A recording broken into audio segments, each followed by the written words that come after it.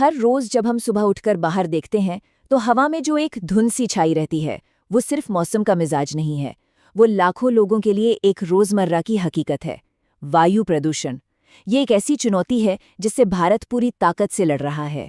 तो चलिए इस लड़ाई को जरा और करीब से समझते हैं। ये तस्वीर देखिए, ये किसी दूर दराज देश की नहीं, हो सकता है अपने ही किसी शहर की हो। धुंध में डूबी सड़कें, गाड़ियां, ये सिर्फ एक तस्वीर नहीं है, ये एक चेतावनी है, एक रिमाइंडर कि हम किस हवा में सांस ले रहे हैं और इसे साफ करना अब कितना ज्यादा जरूरी हो गया है। तो सवाल ये उठता है कि जब हम कहते हैं साफ हवा, तो इसका मतलब क्या है, इसका पैमाना क्या है? आज की तारीख में दुनिया के लिए स्वच्छ हवा की परिभाषा क्या बन चुकी है, आइए इसे जानते हैं। देखिए, दुनिया की सबसे बड़ी स्वास्थ्य संस्था वर्ल्ड हेल्थ ऑर्गेनाइजेशन यानी WHO ने हाल ही में साफ हवा के अपने पैमाने बदल दिए हैं। और ये जो नए नियम हैं ये अब साफ हवा के नए ग्लोबल स्टैंडर्ड हैं और इन्होंने सच कहूं तो बार को बहुत ऊंचा सेट कर दिया है। आप यहाँ फर्क देख सकते हैं। 2005 में PM 2.5 की सेफ लिमिट 10 माइक्रोग्राम मानी जाती थी, लेकिन नई रिसर्च के बाद 2021 में इसे घटाकर सीधा आधा कर दिया गया, सिर्फ 5। मतलब अब जो हवा पहले सेफ मानी जाती थी वो अब नहीं है। ये दुनिया भर के लिए एक बहुत बड़ा चैलेंज है। और ये कहानी सिर्फ PM 2.5 की नहीं है। PM10 हो, नाइट्रोजन डाइऑक्साइड हो या ओजोन, इन सभी बड़े पोल्यूटेंट्स के लिए जो स्टैंडर्ड्स हैं उन्हें बहुत ज़्यादा सख्त कर दिया गया है। ये नए आंकड़े भारत समेत दुनिया के सभी देशों के सामने एक बहुत बड़ी चुनौती रखते हैं। तो इस ग्लोबल चैलेंज के जवाब में भारत की अपनी क्या रणनीति है, भारत का एक्शन प्लान क्या है, चलिए अब उस पर एक नज़र डालते हैं। भारत के इन सारे प्रयासों का जो केंद्र बिंदु है वो है राष्ट्रीय स्वच्छ वायु कार्यक्रम, जिसे हम शॉर्ट में NCAP कहते हैं। ये सिर्फ कोई एक योजना नहीं है, बल्कि एक छाते की तरह है, एक अम्ब्रेला मिशन है जो पूरे देश में प्रदूषण कंट्रोल के अलग अलग प्रयासों को एक साथ लेकर आता है। NCAP की सबसे खास बात है इसका बिल्कुल साफ और महत्वाकांक्षी लक्ष्य। पहले टारगेट था कि 2024 तक 20 से 30% की कमी लानी है, लेकिन WHO के नए और सख्त नियमों को देखते हुए अब इस लक्ष्य को और बड़ा कर दिया गया है।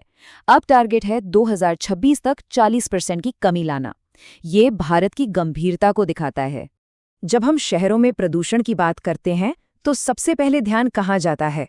सड़कों पर दौड़ती गाड़ियों पर। बिल्कुल। तो भारत की रणनीति का एक बहुत बड़ा और जरूरी पिलर इसी क्षेत्र पर फोकस करता है। ये टाइमलाइन भारत की कहानी को बहुत अच्छे से दिखाती है। देखिए, यहाँ धीरे धीरे कदम बढ़ाने के बजाय भारत ने 2020 में एक लंबी छलांग लगाई। हम BS4 से सीधे BS6 स्टैंडर्ड्स पर आ गए। ये ऑटोमोबाइल इंडस्ट्री और हमारे फ्यूल की क्वालिटी के लिए एक गेम चेंजिंग कदम था। अब इस बदलाव का असर समझने के लिए बस ये एक तथ्य काफी है। हमारे पेट्रोल डीजल में सल्फर का कंटेंट 80% तक कम हो गया। इसका सीधा मतलब है कि हमारी गाड़ियों से निकलने वाले धुएं में जहरीले प्रदूषकों की मात्रा बहुत बहुत कम हो गई। लेकिन बात सिर्फ फ्यूल साफ करने की नहीं है, बात है ट्रांसपोर्ट के पूरे तरीके को बदलने की। अब जोर दिया जा रहा है इलेक्ट्रिक गाड़ियों पर। फेम इंडिया जैसी सरकारी नीतियां इसी बदलाव को तेजी दे रही हैं। ये प्रदूषण फैलाने वाले पेट्रोल डीजल इंजन से साफ सुथरी इलेक्ट्रिक मोबिलिटी की तरफ एक बड़ा शिफ्ट है। और इतना ही नहीं, भारत एक मल्टी डायरेक्शनल अप्रोच अपना रहा है। इथेनॉल ब्लेंडिंग का टारगेट बढ़ाया जा रहा है, बायोफ्यूल को बढ़ावा दिया जा रहा है, और तो और भविष्य के ईंधन यानी ग्रीन हाइड्रोजन पर भी बड़ा दांव लगाया जा रहा है। अच्छा, चलिए अब गाड़ियों से आगे बढ़ते हैं और प्रदूषण के एक और बहुत बड़े सोर्स पर ध्यान देते हैं, हमारी इंडस्ट्रीज और खास करके थर्मल पावर प्लांट्स। देखिए, भारत की ऊर्जा की जरूरत का एक बहुत बड़ा हिस्सा आज भी कोयले से चलने वाले बिजली घरों से आता है।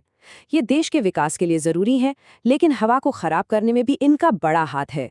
तो असली चुनौती यही है कि विकास और पर्यावरण के बीच संतुलन कैसे बनाया जाए।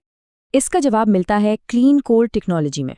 अब ये समझना जरूरी है कि इसका मतलब कोयले से होने वाले प्रदूषण को पूरी तरह खत्म करना नहीं है, बल्कि इसका मतलब है ऐसी टेक्नोलॉजी का इस्तेमाल करना जो चिमनियों से निकलने वाले धुएं में मौजूद हानिकारक चीज़ों को काफ़ी हद तक कंट्रोल कर ले। तो ये काम करता कैसे है, इसे 3 आसान स्टेप्स में समझ सकते हैं। पहला, FGD सिस्टम धुएं से सल्फर डाइऑक्साइड को पकड़ लेता है।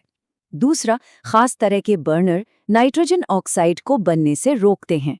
और आखिर में इलेक्ट्रोस्टैटिक प्रेसिपिटेटर एक बहुत बड़े फिल्टर की तरह काम करते हैं जो राख के छोटे छोटे कणों को हवा में जाने से रोक लेते हैं। देखिए, किसी भी लड़ाई को जीतने के लिए अपने दुश्मन को जानना और उस पर नजर रखना बहुत जरूरी होता है। वायु प्रदूषण के खिलाफ लड़ाई में भी यही बात लागू होती है। इसीलिए हवा की क्वालिटी को मॉनिटर करना एक बहुत ही जरूरी कदम है। और यही काम करता है भारत का राष्ट्रीय वायु गुणवत्ता सूचकांक यानी AQI। इसका काम बड़ा सरल है। ये हवा में मौजूद 8 अलग-अलग प्रदूषकों के मुश्किल डेटा को लेता है और उसे एक सीधे साधे नंबर और कलर कोड में बदल देता है। इससे कोई भी आम इंसान आसानी से समझ सकता है कि उसके इलाके की हवा आज अच्छी है, खराब है या बहुत गंभीर हालत में है। तो इतनी सारी नीतियां, इतनी टेक्नोलॉजी, इतने सारे प्रयास, सवाल यह है कि क्या इससे सच में फर्क पड़ सकता है? क्या बड़े पैमाने पर हवा को साफ किया जा सकता है?